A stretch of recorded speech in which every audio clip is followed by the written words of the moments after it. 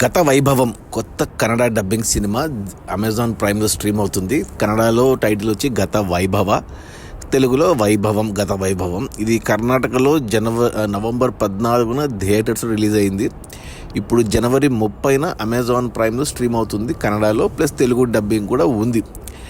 సరే, సినిమాలు ఏమీ లేవు చూద్దామని చూస్తే ఈ సినిమా కనపడింది. మెయిన్ చూడడానికి కారణం ఈ సినిమాలో హీరోయిన్ ఆషికా రంగనాథన్. ఈ రీసెంట్గా అమ్మాయి మనకు భర్త మహాశాలకు విజ్ఞప్తిలో రవితేజతో, అంతకుముందు నాగార్జునతో ఒక సినిమా చేసింది కదా. ఆ అమ్మాయి తెలిసిన ముఖము, ఇంకెవరు తెలీదు. ప్లస్ సినాప్సిస్ చదివితే ఫ్యాంటసీ ఎలిమెంట్ అని ఉంది. ఏదో పునర్జన్మ అంటే బాగుంటుందిలే అని స్టార్ట్ చేశాను.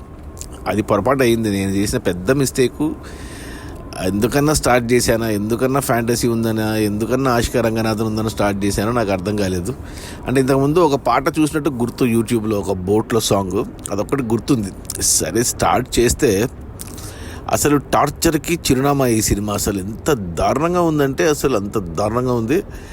అదేదో టీవీ సీరియల్ లాగా అనిపించింది నాకు స్టార్టింగ్ నుంచి ఎండింగ్ వరకు. ఒక్క చోట కూడా అంటే టీవీ సీరియల్ అన్నా బాగుంటాయేమో కానీ ఈ సినిమా టేకింగు, ఆ ప్రజెంటేషను, ఆ డైరెక్టర్ ఎవరో అతను గర్వంగా వేసుకున్నాడు, సునీ అనేసి. సునీ అంటే అతను చాలా ఏళ్ళుగా ఉన్నాడంట కన్నడ ఇండస్ట్రీలో, 10 ఏళ్ళుగా సినిమాలు తీస్తున్నాడంట అతనే స్టోరీ, స్క్రీన్ ప్లే, డైరెక్షన్ అన్నీ అతనే.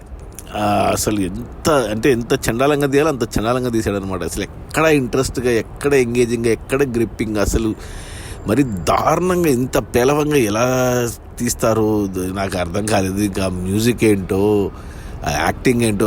హీరో వచ్చేసి ఎవరో కొత్త అతను, దుష్యంత్ అంట. కొంచెం మన దుల్కర్ సల్మాన్ లాగా కనపడుతున్నాడు హీరో, కానీ సినిమా మాత్రం దారుణంగా ఉంది. నేను ఎక్కడికెక్కడ ఆపేద్దాం అనుకుంటున్నాను, కానీ చూద్దాం ఎంత టార్చర్ పెడతాడో భరిద్దాం అన్నట్టు చూశాను నేను. దానితోడు సినిమా లెంత్ 2 గంటల 15 నిమిషాలు ఉంటే నాకు ఆ సినిమా చూస్తున్నంతసేపు ఎన్ని గంటలు, 3-4 గంటలు అయిన ఫీలింగ్ వచ్చింది నాకు ఓపెనింగ్ నుంచే. ఆ డబ్బింగ్ ఏంటో, ఆ పాటలు అయితే దారుణం, కఠోరంగా ఉన్నాయి అసలు.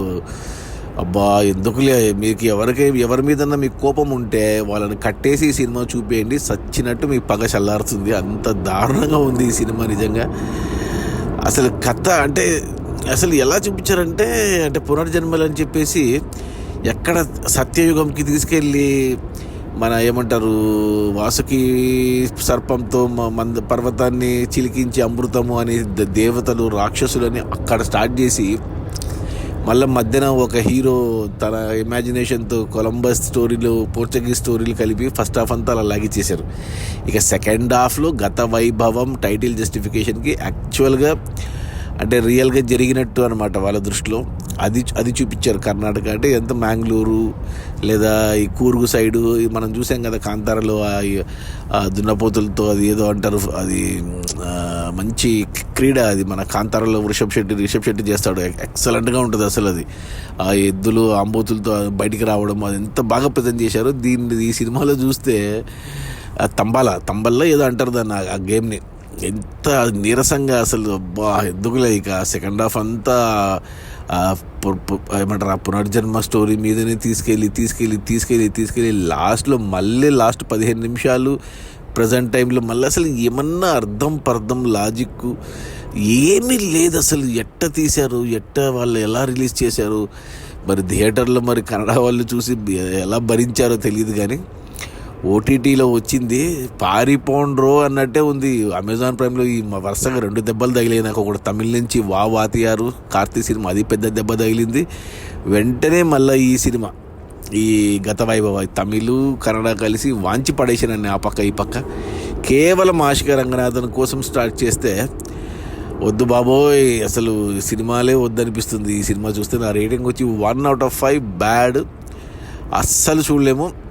అయినా కానీ ఓటీటీలో మాకు కూడా ఫ్రీ, మేము కూడా చూస్తామంటే మీ కర్మ, మిమ్మల్ని ఎవ్వరూ కాపాడలేరు. ఒకవేళ చూస్తే ఫ్యామిలీతో చూడొచ్చా అంటే చూడొచ్చు, ప్రాబ్లం ఏం లేదు. కానీ నేనైతే వద్దని చెప్తాను. సినిమాల మీద విరక్తి కలుగుతుంది ఈ సినిమా చూస్తే. అది గత వైభవ, ఆషికా రంగనాథన్ హీరోయిన్. ఇంకా మిగతా అందరూ కన్నడ యాక్టర్ కూడా ఎవరు ప్రామినెంట్ యాక్టర్స్ లేరు, అంతా కొత్త వాళ్ళే. ఒక ఆషికా రంగనాథ్ ఫేస్ పెట్టుకొని గేమ్ ఆడాలని చూశారు, కానీ అస్సలు వర్కౌట్ కాలేదు. దీని బదులు ఒక టీవీ సీరియల్ చూడడం మేలు. Okay, bye.